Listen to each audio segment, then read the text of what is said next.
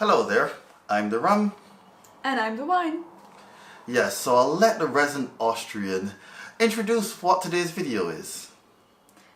So, Sam's family is going to be visiting us in Austria this year, and I figured perhaps there are a few things that I should warn people about beforehand. So if you're traveling to Austria anytime soon, maybe you'll find this video useful as well. Yes, 3 things you should know before traveling to Austria. Hi, I'm Julia, the wine. Hi, I'm Samora, the rum. We met in London, fell in love, and moved to Ireland. We share tips on being an expat, travel, cultural experiences, and living life efficiently. So one of the first things that I was not really prepared for was the use of cash. And I know, it's like, cash, that sounds simple enough. But imagine this, you're living in the UK for a year, you're using your card to pay for anything. And now even worse in Dublin, where I don't even reach for my card anymore, I just tap everything with the phone. You'd go in an Austrian restaurant or cafe, not all of them, some of them, or most of them. Which one is it? It's changing a lot, like people even use contactless payment now. I saw in shops like the last time we went back. It's getting better, but especially if you're in the countryside, like bring cash or otherwise you're stranded, kind of. Yeah, I remember that. One of the times I went, I think was to, yes, I went to an Irish establishment while in Austria. It was before I moved here. No. It was to celebrate moving here, I think. Yeah. Meta. Totally meta. And I was like one of the only folks to be like, yeah, let me pay with card. They walked me down these stairs to like the card reading machine that doesn't look like if it got used in months. To be like, oh, here. I was like, okay, this proves to me now. Maybe I should have walked with some cash, so. At least they had a card machine. Not all smaller cafes and places do, so just remember to bring cash. Yep, lucky me in that case. So if you've watched our video about Bull Island in the north of Dublin, you know that during Easter we went on a very big walk and afterwards we were starving. So by the time we finally came home and realized we were still quite a bit hungry, it was like around 8 or 9 p.m. and my Austrian brain was immediately like, oh no, it's Easter Monday, everything's closed to begin with and it's this late, it's like we're just gonna starve or just have to eat something healthy instead of the muffins we were craving.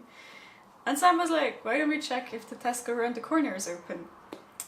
It was open for an entire, not an hour, it was open until 10 or 11 p.m. I think on Easter Monday. My Austrian brain can't compute that. In Austria, shops close early during the week. In comparison to here, they close at around like 6 and 7 usually. And on Saturdays, most of them only open half day. And Sundays, they're not open at all. So if you're traveling to Austria and you may be arriving, I don't know, on a Saturday and you're like, we'll put off grocery shopping till Sunday. It's not like you're going to starve because there's going to be restaurants, but you'll have to go and find your food somewhere, not at the supermarkets. I would almost disagree, cause the first time I went to Austria, this store is being closed on Sunday. Yeah, it nearly made me starve. Let me interrupt and set the scene. I'm here with Julia and friends walking through Vienna's streets, and I'm like, you know what? I'm hungry. I could use some food. That lunch wasn't enough. Nothing. Not a store. Not a nothing open. A boy couldn't find anything. Like, so I need to wait the next 3 hours to get something to eat. How about if you have an emergency? Something. I get rights, but I want stuff. I want food. Continue. Yeah, it's especially hard if you don't eat meat in Austria. That makes it all the harder, but we'll leave that for another video. That's an entire topic by itself. But yeah, point is, check the opening times of the supermarkets in your area. Otherwise you might end up starving or spending a lot of money on delivered food or restaurants or cafes and everything. Point number 3 is also very important to your survival in Austria. So let me start off with a story to compare it to Dublin to just show you how important this piece of information is. So when we had just moved to Dublin, a friend who grew up in Germany visited me and we were just stuck there at the traffic lights waiting to cross and I was like, let's just go. Usually it's very quiet around this time, you could see a car forever off. And she was like, but the pedestrians, traffic lights, it's red, we can't go. Like, Julia, what are you talking about? It's like, no, it's fine, everyone does it here. It's like, people literally run across the road in front of oncoming traffic. If the car is like 10 meters away from them, driving pretty fast, they still calmly walk across. And she was just like, trying to, but she physically couldn't bring herself to move because it went against everything that her upbringing was. And I do still have moments like that here. There's one particular thing that Sam finds hilarious, because in Austria you get taught, it's like, even if you break the traffic rules a bit sometimes, you never do it in front of children. Don't ever let children see that you walk across the traffic lights when they are red, because they'll follow you as an example. So sometimes we'd be like, okay, let's cross now, and then I see a kid and I immediately just freeze.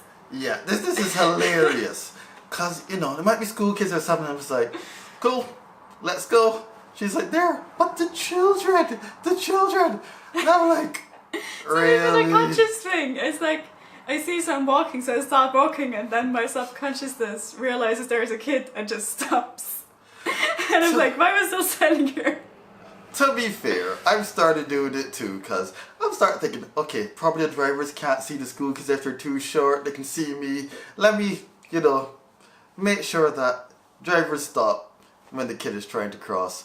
But the very dangerous thing about this, after living in Dublin for so long, is that I went back to Austria, and I'm just like, the road's closed, the road's clear. I have to be like, don't walk, you're going to get yourself killed. Because unlike here, where people are expecting you, well, anyone to dart out in front of the road for lack of patience. Austrians don't. Yeah. You don't want to be a headline. Not at all. That's a very somber note to end it on. I know, I was just like, silence. You should have something fun to lighten the mood after you just were like, don't get killed in a car crash. Oh well, maybe that'll happen in the next video. So, that was only 3 points. Obviously there's some more, but we don't want to make the video too long. But, before we sign off, what's a survival tip that you would have for someone visiting your country? Let us know in the comments. And also, love this video, like, and please do remember to subscribe. Yeah, for the other parts of the adventures of what you need to go into Austria. Yeah, totally excited. Yeah, sorry, I'm excitable in these videos. You know, I'm getting to do stuff and like some music and yeah. Yeah, we're going, if you haven't noticed it, we're going to Austria later this year. And he'll drag me around all the Sound of Music scenes, and it'll be so much fun. Yay! Until next time, bis später. Bye!